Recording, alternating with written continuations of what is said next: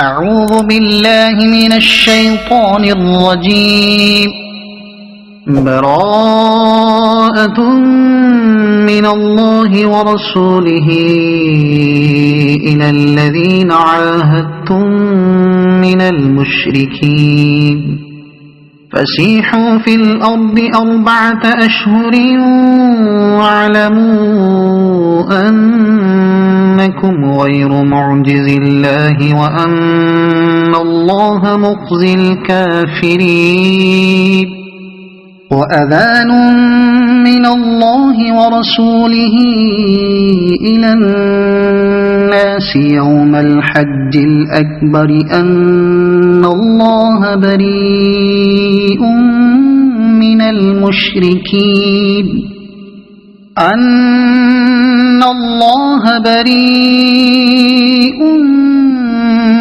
المشركين ورسوله فإن تبتم فهو خير لكم وإن توليتم فاعلموا أنكم غير معجز الله وبشر الذين كفروا بعذاب أليم. إلا الذين عاهدتم من المشركين ثم لم ينقصوكم شيئا ولم يظاهروا عليكم أحدا فأتموا إليهم عهدهم إلى مدتهم إن الله يحب المتقين. فإذا انسلخ الأشهر الحرم فاقتلوا المشركين حيث وجدتموهم وخذوهم واحصروهم واقعدوا لهم كل مرصد فإن تابوا وأقاموا الصلاة وآتوا الزكاة فخلوا سبيلهم إن الله غفور رحيم. وإن أحد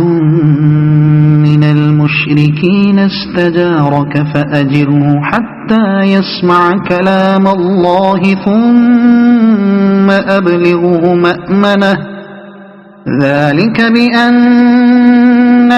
قوم لا يعلمون.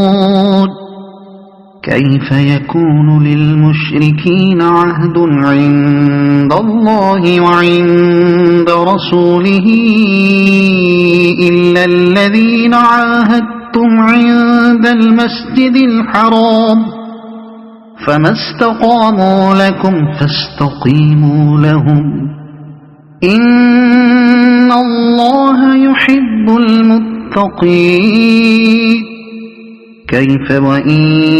يظهروا عليكم لا يرقبوا فيكم إلا ولا ذمة يرضونكم بأفواههم وتأبى قلوبهم وأكثرهم فاسقون. اشتروا بآيات الله ثمنا قليلا فصدوا عن سبيله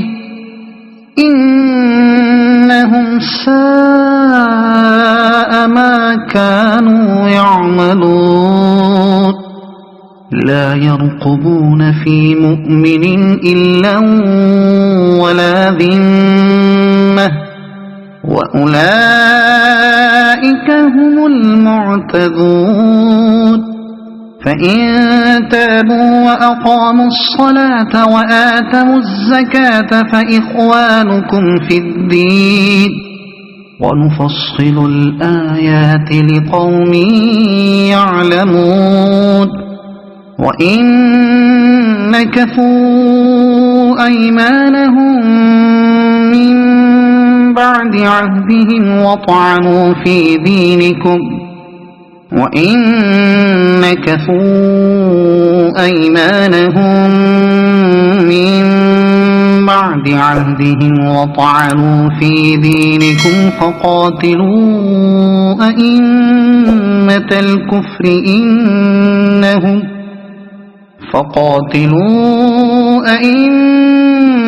الكفر إنهم لا أيمان لهم لعلهم ينتهون ألا تقاتلون قوما نكثوا أيمانهم وهموا بإخراج الرسول وهم بدؤوكم أول مرة أتخشونهم فالله أحق أن تخشوه إن كنتم مؤمنين قاتلوهم يعذبهم الله بأيديكم ويخزهم وينصركم عليهم ويشف صدور قوم مؤمنين ويذهب غيظ قلوبهم ويتوب الله على من يشاء والله عليم حكيم أم حسبتم أن تتركوا ولما يعلم الله الذين جاهدوا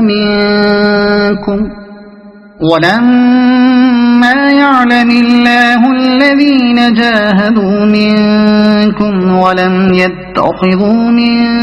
دون الله ولا رسوله ولا المؤمنين وليجة والله خبير بما تعملون ما كان للمشركين أن يعمروا مساجد الله شاهدين على أنفسهم بالكفر أولئك حبطت أعمالهم وفي النار هم خالدون إنما يعمر مساجد الله من آمن بالله واليوم الآخر وأقام الصلاة وآتى الزكاة ولم يخش إلا الله فعسى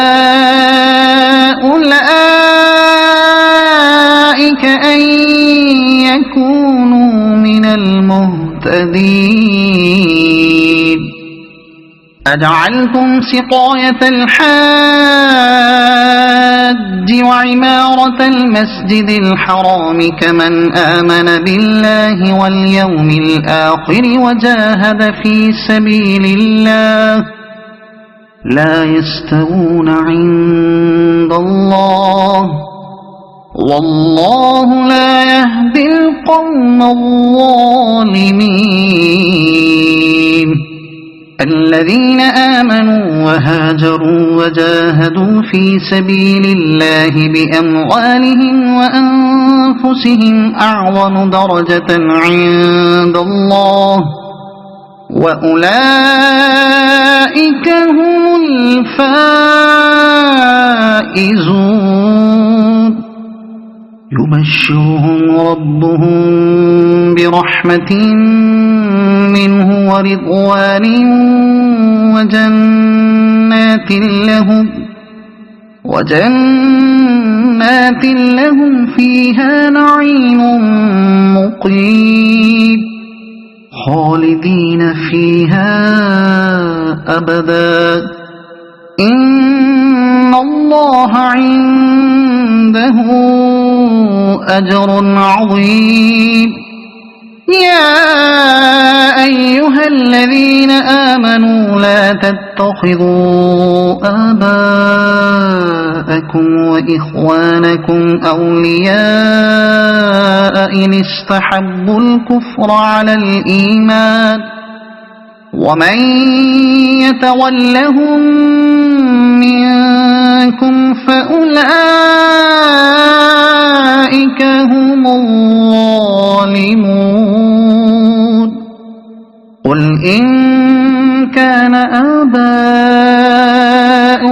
وأبناؤكم وإخوانكم وأزواجكم وعشيرتكم وأموال اقترفتموها وتجارة تخشون كسادها ومساكن ترضونها أحب إليكم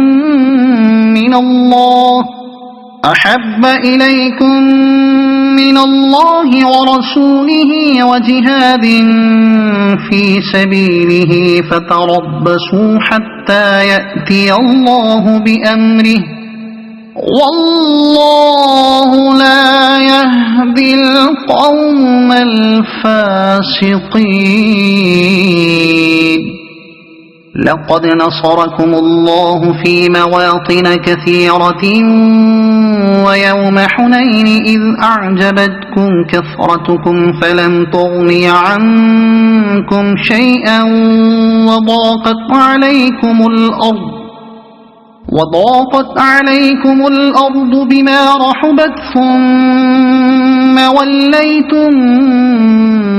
مدبرين.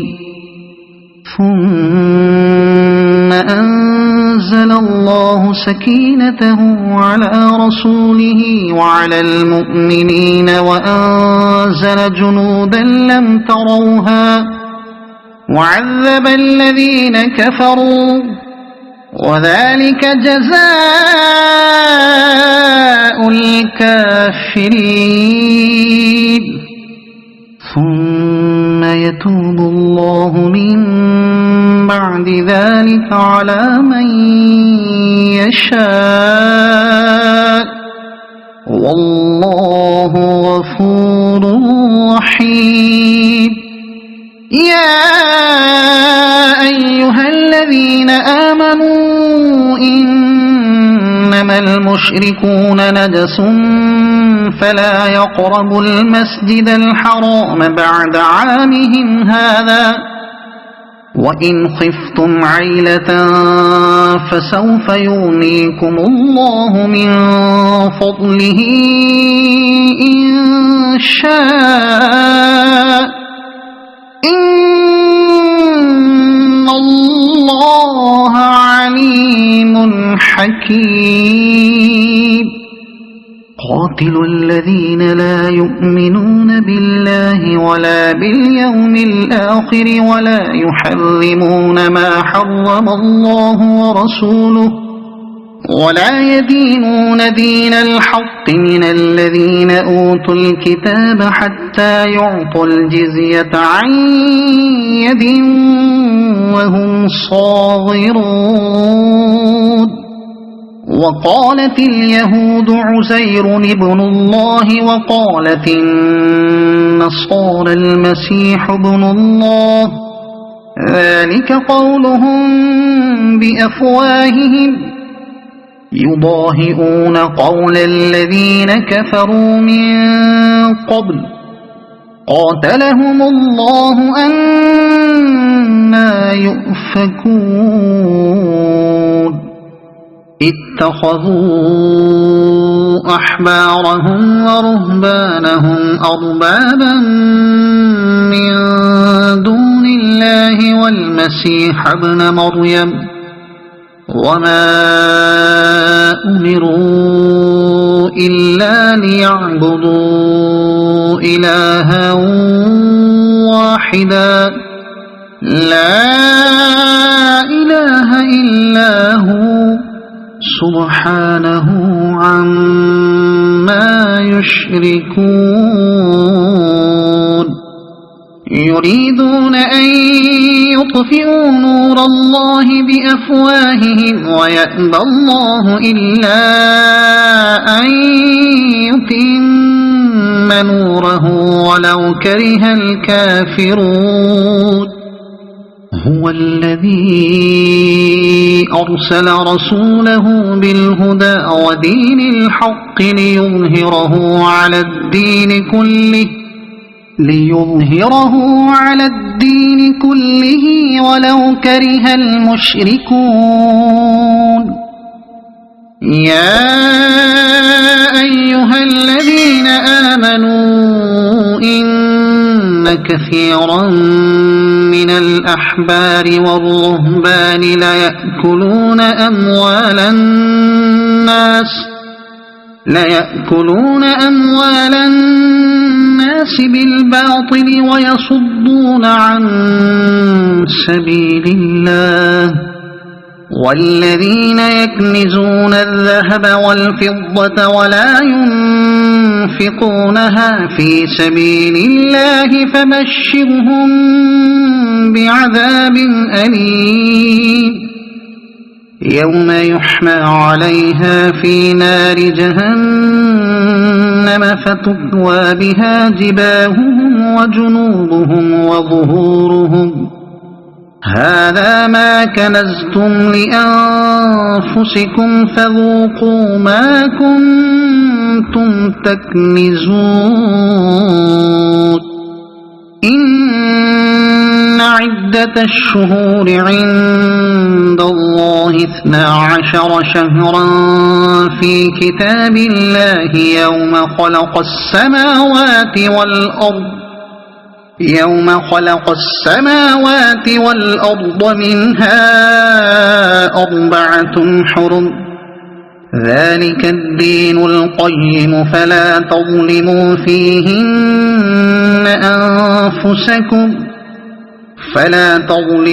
فيهن أنفسكم وقاتلوا المشركين كافة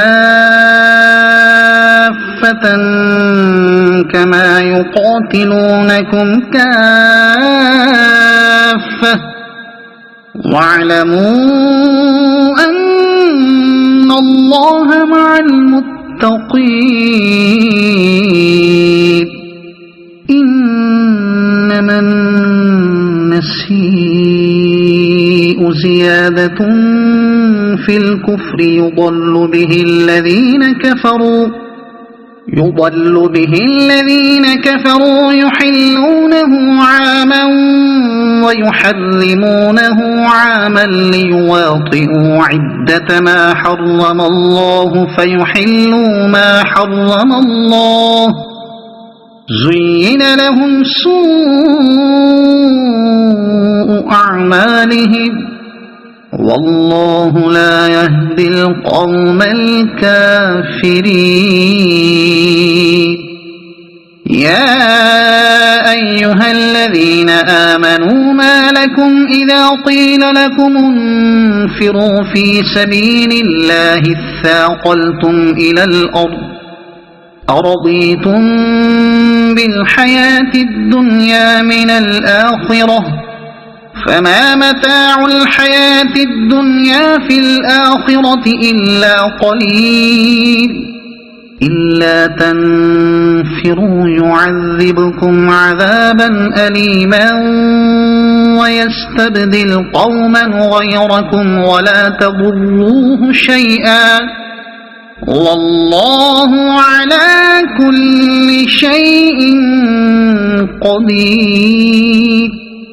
إلا تنصروه فقد نصره الله إذ أخرجه الذين كفروا ثاني اثنين إذ هما في الغار إذ يقول لصاحبه لا تحزن إن الله معنا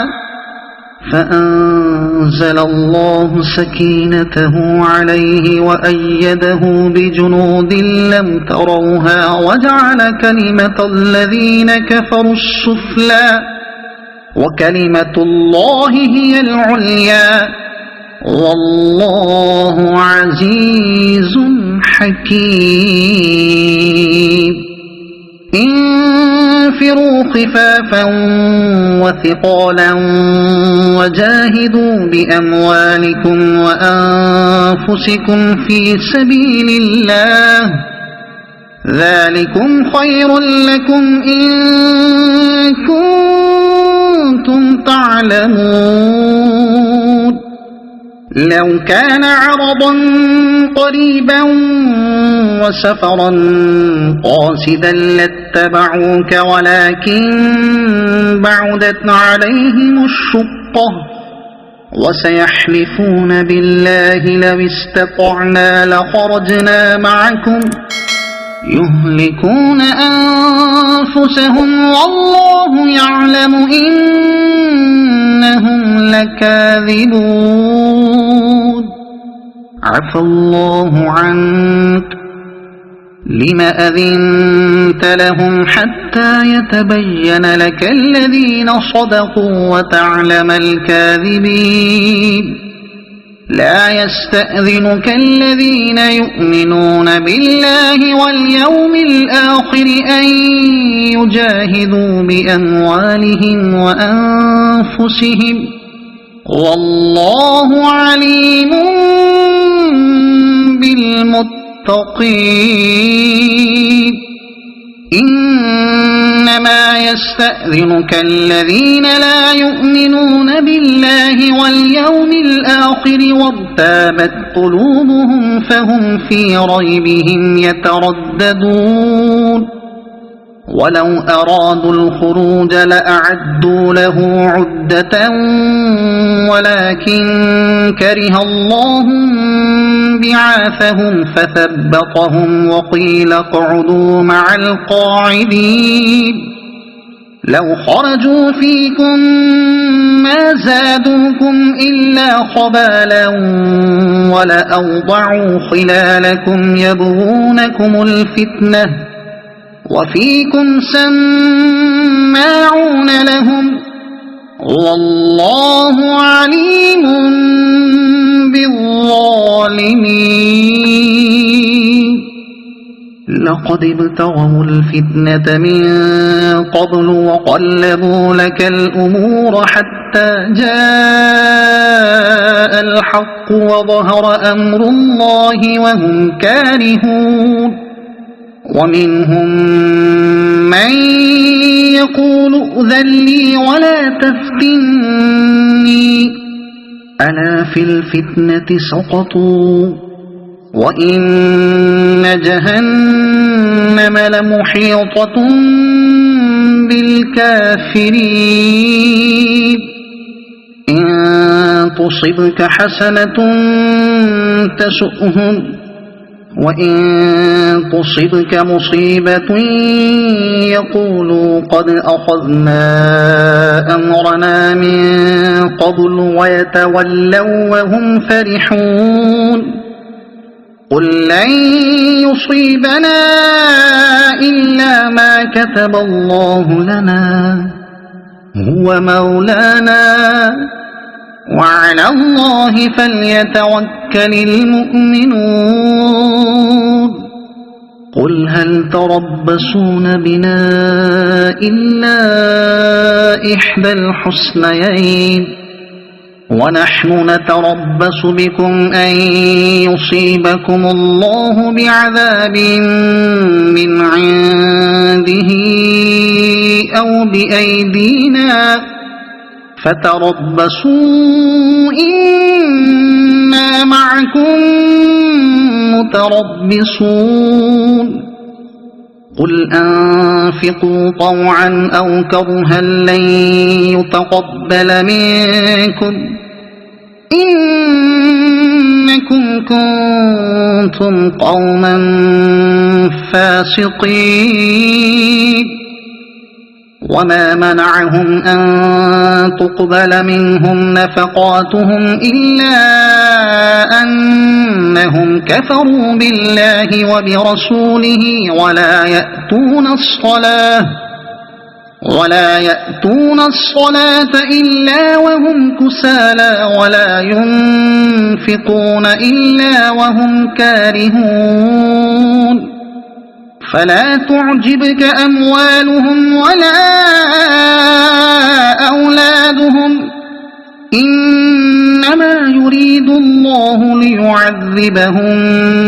بها في الحياة الدنيا وتزهق أنفسهم وهم كافرون ويحلفون بالله إنهم لمنكم وما هم منكم ولكنهم قوم يفرقون لو يجدون ملجأ أو مغارات أو مدخلا لولوا إليه وهم يجمحون ومنهم من يلمزك في الصدقات فإن أعطوا منها رضوا وإن لم يعطوا منها إذا هم يسخطون ولو أنهم رضوا ما آتاهم الله ورسوله وقالوا حسبنا الله سيؤتينا الله من فضله ورسوله إنا إلى الله راغبون إنما الصدقات للفقراء والمساكين والعاملين عليها والمؤلفة قلوبهم وفي الرقاب والغارمين وفي سبيل الله وابن السبيل فريضة من الله والله عليم حكيم ومنهم الذين يؤذون النبي ويقولون هو أذن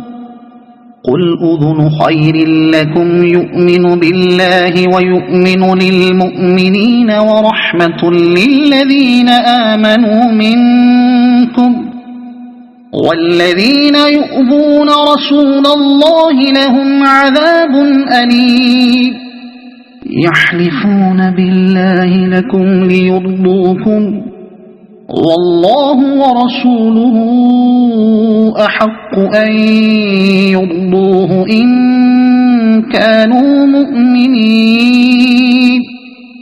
ألم يعلموا أنه من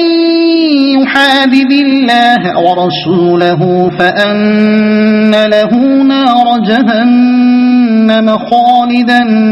فيها ذلك الخزي العظيم يحذر المنافقون أن تنزل عليهم سورة تنبئهم بما في قلوبهم قل استهزئوا إن الله مخرج ما تحذرون ولئن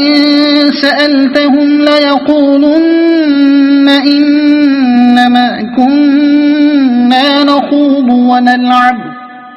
قل أبالله وآياته ورسوله كنتم تستهزئون لا تعتذروا قد كفرتم بعد إيمانكم إن نعف عن طائفة منكم نعذب طائفة بأنهم كانوا مجرمين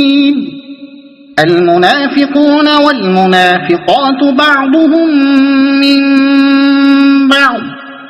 يأمرون بالمنكر وينهون عن المعروف ويقبضون أيديهم نسوا الله فنسيهم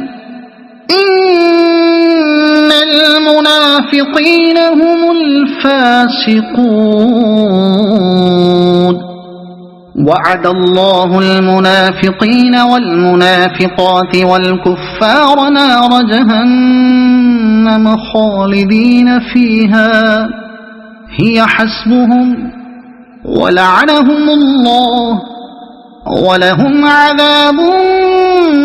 مقيم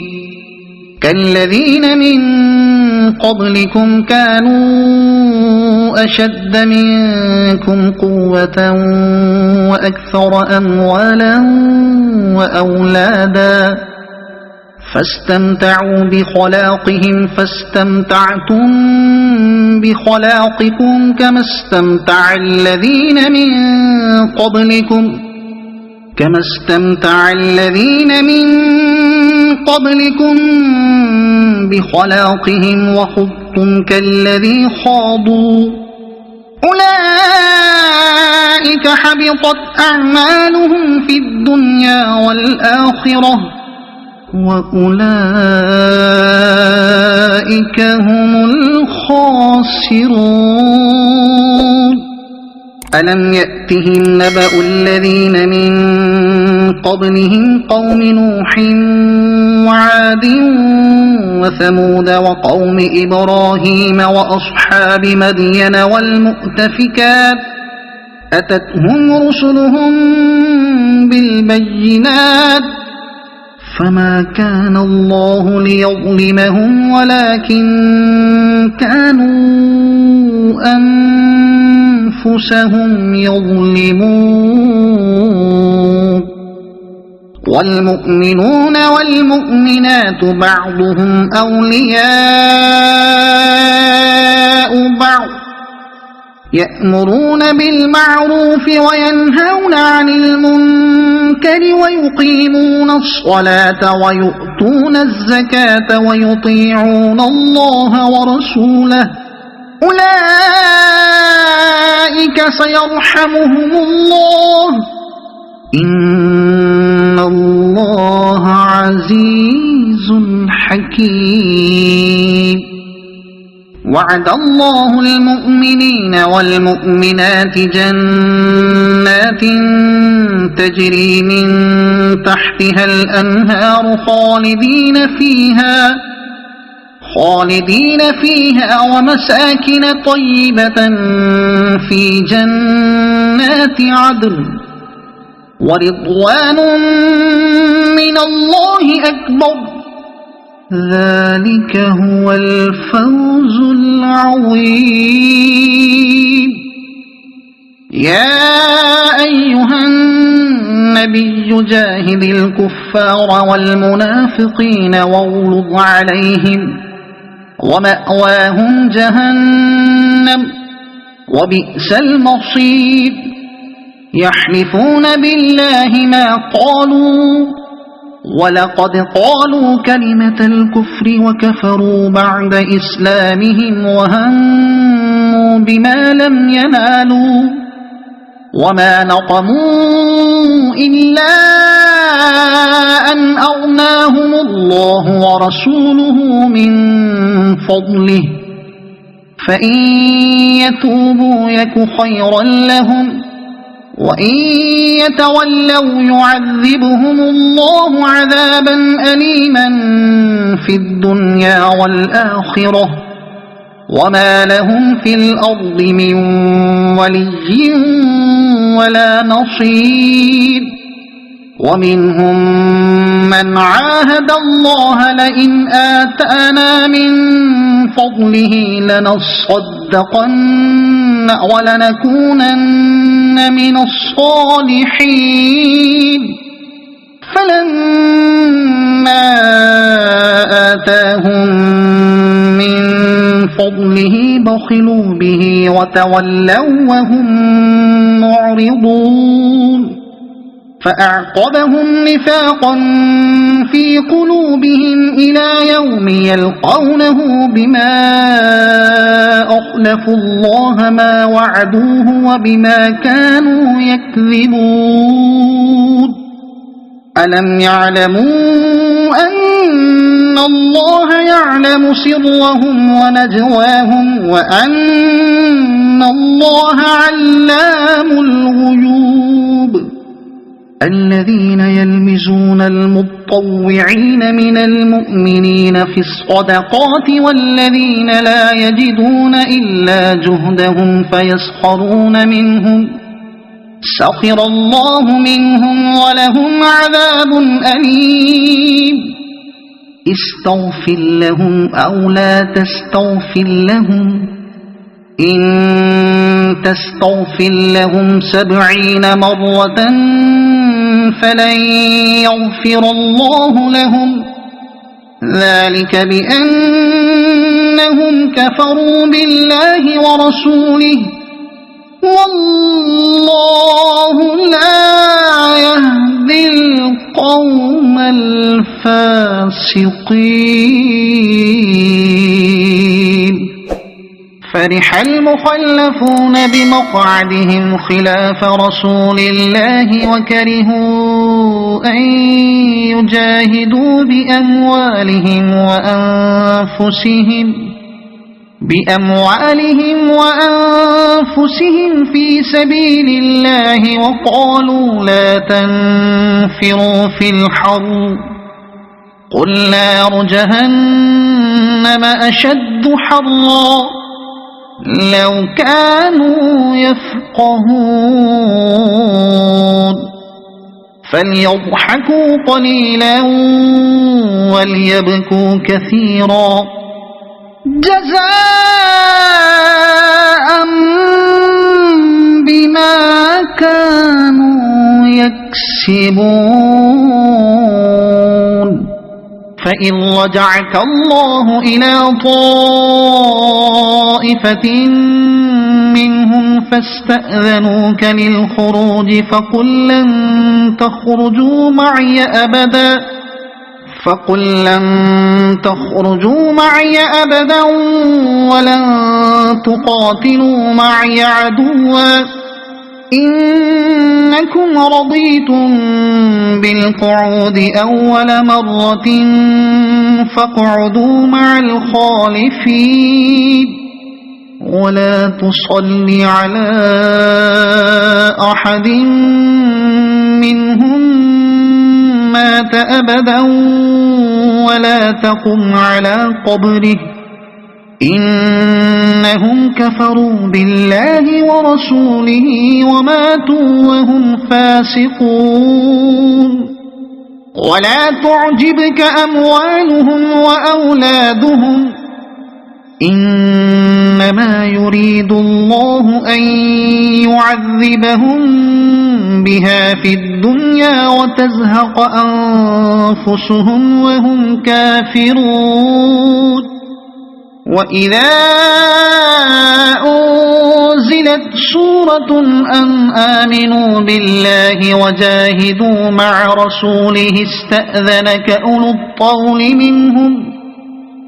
الطول منهم وقالوا ذرنا نكن مع القاعدين رضوا بأن يكونوا مع الخوالف وطبع على قلوبهم فهم لا يفقهون لكن الرسول والذين آمنوا معه جاهدوا بأموالهم وأنفسهم وأولئك لهم الخيرات وأولئك هم المفلحون أعد الله لهم جنات تجري من تحتها الأنهار خالدين فيها ذلك الفوز العظيم وجاء المعذرون من الأعراب ليؤذن لهم وقعد الذين كذبوا الله ورسوله سيصيب الذين كفروا منهم عذاب أليم ليس على الضعفاء ولا على المرضى ولا على الذين لا يجدون ما ينفقون حرج إذا نصحوا لله ورسوله ما على المحسنين من سبيل والله غفور رحيم ولا على الذين إذا ما أتوك لتحملهم قلت لا أجد ما أحملكم عليه تولوا وأعينهم تفيض من الدمع حزنا ألا يجدوا ما ينفقون إنما السبيل على الذين يستأذنونك وهم أغنياء رضوا بأن يكونوا مع الخوالف وطبع الله على قلوبهم فهم لا يعلمون يعتذرون إليكم إذا رجعتم إليهم قل لا تعتذروا لن نؤمن لكم قد نبأنا الله من أخباركم وسيرى الله عملكم ورسوله ثم تردون إلى عالم الغيب والشهادة فينبئكم بما كنتم تعملون سيحلفون بالله لكم إذا انقلبتم إليهم لتعرضوا عنهم فأعرضوا عنهم إنهم رجس ومأواهم جهنم جزاء بما كانوا يكسبون يحلفون لكم لترضوا عنهم فإن ترضوا عنهم فإن الله لا يرضى عن القوم الفاسقين الأعراب أشد كفرا ونفاقا وأجدر ألا يعلموا حدود ما أنزل الله على رسوله والله عليم حكيم ومن الأعراب من يتخذ ما ينفق مغرما ويتربص بكم الدوائر عليهم دائرة السوء والله سميع عليم ومن الأعراب من يؤمن بالله واليوم الآخر ويتخذ ما ينفق قربات عند الله وصلوات الرسول ألا إنها قربة لهم سيدخلهم الله في رحمته إن الله غفور رحيم والسابقون الأولون من المهاجرين والأنصار والذين اتبعوهم بإحسان رضي الله عنهم ورضوا عنه وأعد لهم جنات تجري تحتها الأنهار خالدين فيها أبدا ذلك الفوز العظيم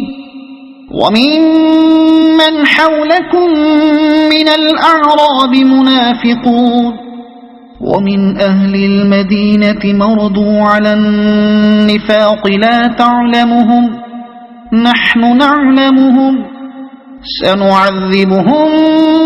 مرتين ثم يردون إلى عذاب عظيم وآخرون اعترفوا بذنوبهم خلطوا عملا صالحا وآخر سيئا عسى الله أن يتوب عليهم إن الله غفور رحيم خذ من أموالهم صدقة تطهرهم وتزكيهم بها وصل عليهم إن صلاتك سكن لهم والله سميع عليم ألم يعلموا أن الله هو يقبل التوبة عن عباده ويأخذ الصدقات وأن الله هو التواب الرحيم وقل اعملوا فسيرى الله عملكم ورسوله والمؤمنون وستردون إلى عالم الغيب والشهادة فينبئكم بما كنتم تعملون وآخرون مرجون لأمر الله إما يعذبهم وإما يتوب عليهم والله عليم حكيم والذين اتخذوا مسجدا ضرارا وكفرا وتفريقا بين المؤمنين وإرصادا لمن حارب الله ورسوله من قبل وليحلفن إن أردنا إلا الحسنى والله يشهد إنهم لكاذبون لا تقم فيه أبدا لمسجد أسس على التقوى من أول يوم أحق أن تقوم فيه رجال يحبون أن يتطهروا والله يحب المطهرين أفمن أسس بنيانه على تقوى من الله ورضوان خير أم من أسس بنيانه على شفا جرف هار فانهار به في نار جهنم والله لا يهدي القوم الظالمين لا يزال بنيانهم الذي بنوا ريبة في قلوبهم إلا أن تقطع قلوبهم والله عليم حكيم إن الله اشترى من المؤمنين أنفسهم وأموالهم بأن لهم الجنة يقاتلون في سبيل الله فيقتلون ويقتلون وعدا عليه حقا في التوراة والإنجيل والقرآن ومن أوفى بعهده من الله فاستبشروا ببيعكم الذي بايعتم به وذلك هو الفوز العظيم التائبون العابدون الحامدون السائحون الراكعون الساجدون الآمرون بالمعروف والناهون عن المنكر والحافظون لحدود الله وبشر المؤمنين ما كان للنبي والذين آمنوا أن يستغفروا للمشركين ولو كانوا أولي قربى من بعد ما تبين لهم أنهم أصحاب الجحيم وما كان استغفار إبراهيم لأبيه إلا عن موعدة وعدها إياه فلما تبين له أنه عدو لله تبرأ منه إن إبراهيم لأواه حليم وما كان الله ليضل قوما بعد إذ هداهم حتى يبين لهم ما يتقون إن الله بكل شيء عليم إن الله له ملك السماوات والأرض يحيي ويميت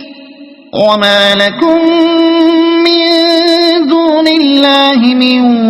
ولي ولا نصير لقد تاب الله على النبي والمهاجرين والأنصار الذين اتبعوه في ساعة العسرة من بعد ما كاد يزيغ قلوب فريق منهم ثم تاب عليهم إنه بهم رءوف رحيم وعلى الثلاثة الذين خلفوا حتى إذا ضاقت عليهم الأرض بما رحبت وضاقت عليهم أنفسهم وظنوا أن لا ملجأ من الله إلا إليه ثم تاب عليهم ليتوبوا إن الله هو التواب الرحيم يا أيها الذين آمنوا اتقوا الله وكونوا مع الصادقين ما كان لأهل المدينة ومن حولهم من الأعراب أن يتخلفوا عن رسول الله ولا يرغبوا بأنفسهم عن نفسه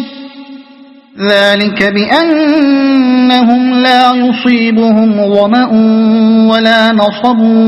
ولا مخمصة في سبيل الله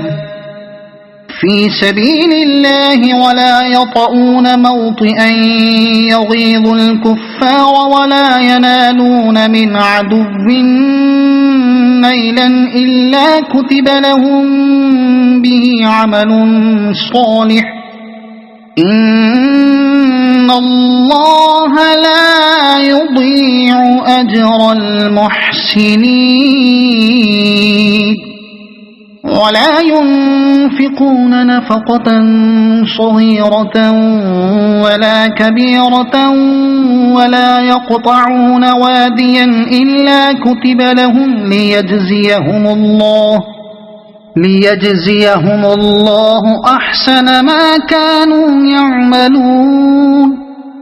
وما كان المؤمنون لينفروا كافة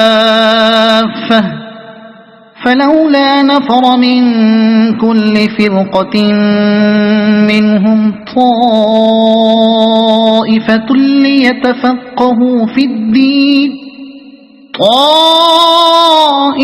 ليتفقهوا في الدين ولينذروا قومهم إذا رجعوا إليهم لعلهم يحذرون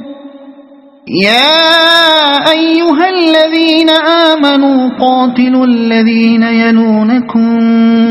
من الكفار وليجدوا فيكم غلظة واعلموا أن الله مع المتقين وإذا ما أنزلت سورة فمنهم من يقول أيكم زادته هذه إيمانا فأما الذين آمنوا فزادتهم إيمانا وهم يستبشرون وأما الذين في قلوبهم مرض فزادتهم رجسا إلى رجسهم وماتوا وهم كافرون أولا يرون أنهم يفتنون في كل عام مرة أو مرتين ثم لا يتوبون ولا هم يذكرون وإذا ما أنزلت سورة نظر بعضهم إلى بعض هل يراكم من أحد